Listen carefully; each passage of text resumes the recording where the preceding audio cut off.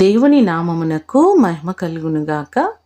ఈ ఉదయకాలము మీకందరికీ వందనాలు తెలియచేస్తున్నాను. ఈ దినము మిమ్ములను బలపరచు దేవుని మాట. యెహోవా తన ప్రజలను ఎడబాయువాడు కాడు. కీర్తనలు 94వ కీర్తన 14వ చరణం. మన దేవుడు మనలను ఎన్నడూ విడిచిపెట్టేవారు కాదు. మనుషులు విడిచిపెట్టినట్లుగా, మనుషులు త్రోసివేసినట్లుగా మన దేవుడు మనలను త్రోసివేసేవారు కాదు. మోషే యెహోషువతో అంటున్నారు, నీ ముందర నడుచువాడు యెహోవా, ఆయన నీకు తోడయుండును, ఆయన నిన్ను విడువడు, నిన్ను ఎడబాయడు అని. ద్వితీయోపదేశకాండము 31వ అధ్యాయము 8వ వచనములో ఈ మాటలు మనకు కనబడుతున్నాయి. నిరంతరము మనకు తోడయుండి, మన పక్షమయ్యుండి మనలను దేవుడు జ్ఞాపకము చేసుకునేవారు.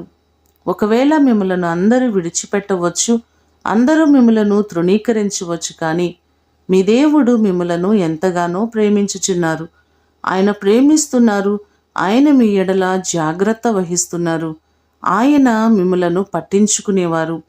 నా ప్రియ సహోదరి సహోదరుడా, ఏ విషయంలో నాకెవరూ లేరు, నన్నందరూ విడిచిపెట్టారని బాధపడుతున్నారో, మనుషులు తోడు లేకపోయినా మీ దేవుడు మీతో పాటు ఉంటారు. ఆయన నిరంతరము మిమ్మలను నడిపించేవారు. ఈ మాటలు వింటున్న మీకందరికీ దేవుడు తోడయుండి ఆయన మిమ్మను ఆశీర్వదించునుగాక. ప్రార్థన చేసుకుందాం. పరిశుద్ధుడైన తండ్రి, మీ పాదములకు వందనాలు, స్తోత్రాలు. మీరు మీ ప్రజలను ఎన్నడూ విడిచిపెట్టేవారు కాదు, ఎన్నడూ ఎడబాసే దేవుడవు కాదు ప్రభువా. మా ప్రియులెల్లరినీ జ్ఞాపకం చేసుకుని ప్రతి వారికి మీరు తోడుగా ఉండండి.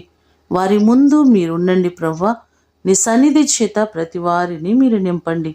ఈ దినము కొరకు వందనాలు, కృతజ్ఞతలు మీకు తెలియచేస్తూ యేసు అతి శ్రేష్టమైన నామమున అడిగి వేడుకొని పొందియున్నాము తండ్రి. ఆమేన్. దేవుడు మిమ్ములను దీవించునుగాక.